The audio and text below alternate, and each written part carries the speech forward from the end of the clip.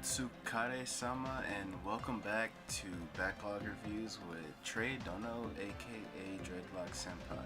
This is the third week of the month, and of course, we are going to be reviewing a drama. So let's get started with this one, guys. Many people have had their first experiences with that special someone, and most of the time that story isn't too great. Now, personally, I remember my first time. His name was Rasputin Vaskalov. Wasn't a tender lover. All he kept saying was, strong like beer. Strong like beer. But this drama is about those bad choices you make when you're a kid, and peer pressure is the thing. This week's drama is called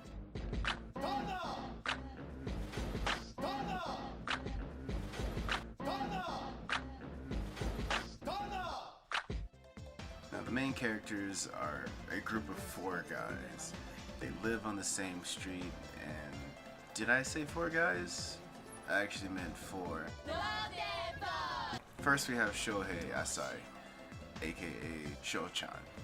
He's the main character. He's also the smallest one of the group, so they call him Sho-chan. And his parents run a pharmacy, and the story pretty much revolves around him.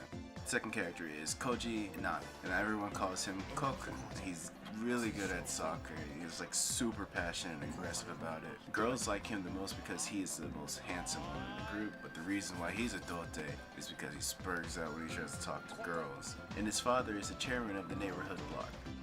Third character is Kengo Iwasagi, aka Kenken.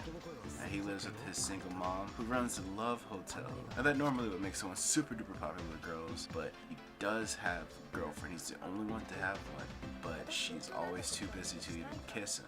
And she always plays the I wanna wait till university part. I wanna wait till there's a ring on my finger. He's also a train otaku who can quote all types of trains, the times, the horns, and their destinations. And lastly, there's Hayato Udagawa, aka Udayan. And he's the musician of the group and dreams of being a famous idol. He's also like a super duper perv. He likes to pick up girls' skirts. He does like total self-confidence. And his parents run the grocery store on the street. Story time. Sho-chan finds a pair of panties in the school library and tells the teacher about it. And the whole school goes in a super ruckus about 2 kids that were caught fucking in the library. The chairman of the school addresses the student body.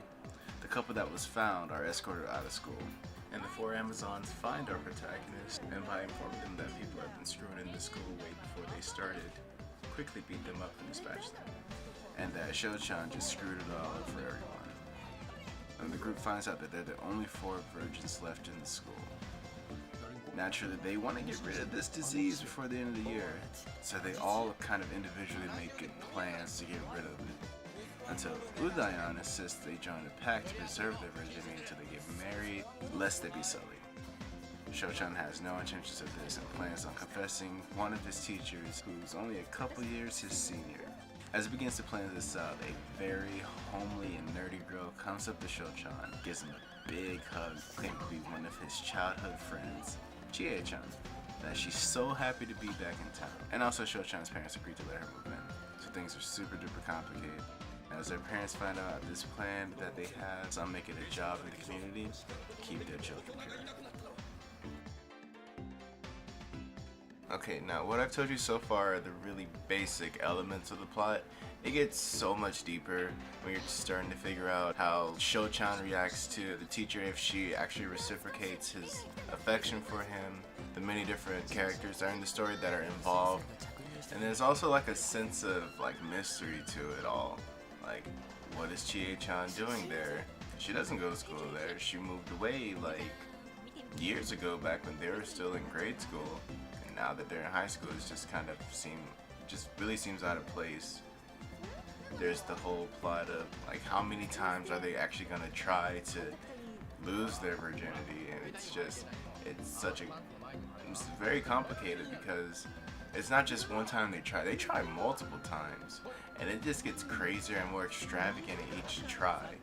So it's also entertaining in the fact that you see these kids kind of pretty much portraying like a American Pie situation where they're actively trying to lose their virginity by getting their parents out of the house or moving out somewhere to get this done. But it's just an all-around enjoyable story. Like, you won't feel bored or you won't feel like dragged on by watching this.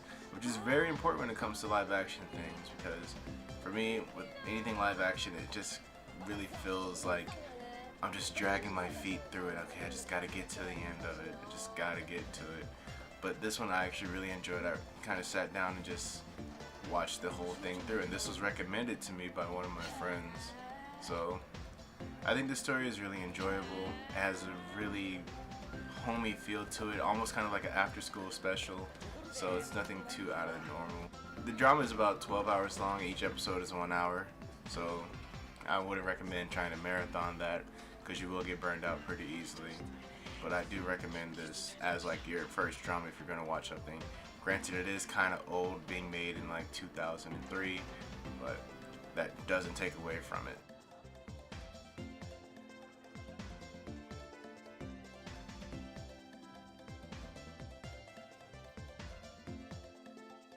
Hey again, thank you guys for watching my video.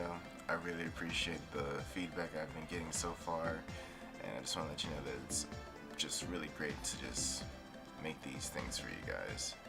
Again, next week is going to be the next review, and it will be a video game, so please stay tuned.